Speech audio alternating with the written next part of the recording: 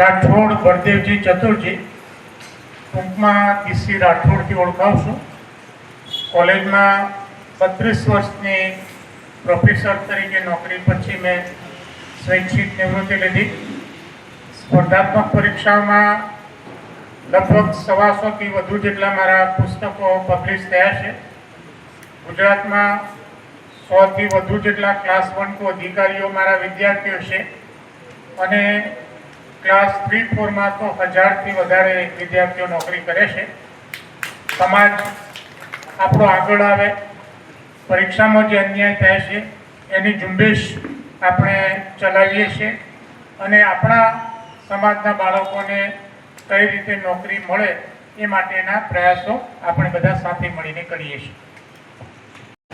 આજે આપણે જગ્યામાં બેઠા છીએ, આનું સંચાલન અમે લોકો કરીએ છીએ. હું સ્ટેટ બેંક ઓફ ઇન્ડિયામાં જોબ કરતો હતો, નિવૃત્ત થઈ ગયો છું. આપણા કોળી સમાજ સિવાય સમગ્ર પછાત વર્ગ એટલે કે ઓબીસીમાં આવતી બધી જ્ઞાતિઓ, એસટી, દલિત અને આદિવાસી, આ તમામ લોકોને સાથે રાખી અને આપણી આ વાડી દ્વારા આપણે ઘણા બધા કાર્યક્રમો દર વર્ષમાં લગભગ 4-5 કાર્યક્રમો મોટા કરીએ છીએ.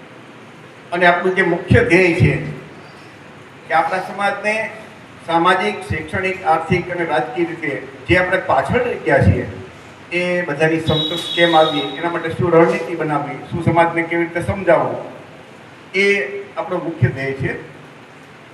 આપણા કોળી સમાજની જે બેંક તરીકે ઓળખાય ક્રેડિટ કોઓપરેટિવ સોસાયટી અમે ચલાવીએ છીએ, એનો હું ચેરમેન છું. સિદ્ધાર્થ ક્રેડિટ કોઓપરેટિવ સોસાયટી 7000 સભ્યો છે. કદાચ આખા ગુજરાતમાં કોળીની બેંક તરીકે ઓળખાતી હોય તો આ લગભગ આમ બહુ ઓછી હોય છે. એ આપણા જ લોકો 90% જેવા કોળી છે, બાકીના થોડાક બીજા એસટીના છે, ઓબીસીના બીજા છે બધા મિત્રો. પરંતુ આપણી વસ્તી વધારે સ્વાભાવિક છે એટલે કે કોળી સમાજમાં અમે ભાગલા નથી પાડતા. કુવાડિયા તો બધા ઘેરિયા ઠાકોર કોઈ એ લોકોને ફક્ત કોળી કહે એટલે અમે એ પ્રમાણે વાડીમાં પણ એ પ્રમાણે બુકિંગ કરીએ છીએ કે ક્યારે સમૂહ લગ્ન હોય, પસંદગી મેળો હોય, વિદ્યાર્થીનું ઇનામ વિતરણ હોય, ત્યારે અમે કોઈને એક પણ વખત નથી પૂછ્યું કે તમે પેટા જ્ઞાતિ કઈ કોળી કે એટલે આ એક અમારો નિયમ છે. અને આવી રીતે સમાજમાં ખાલી કોળી સમાજ તો આપણો મોટો બીસીમાં છે એટલે મોટા ભાઈ તરીકે આપણે કેમ બાકીના નાના સમાજ સાથે રાખી અને આપણે મોટા ભાઈ તરીકે આપણે આગળ બધાને કેવી રીતે આગળ લઈ જઈએ એ આપણો પ્રયત્ન છે.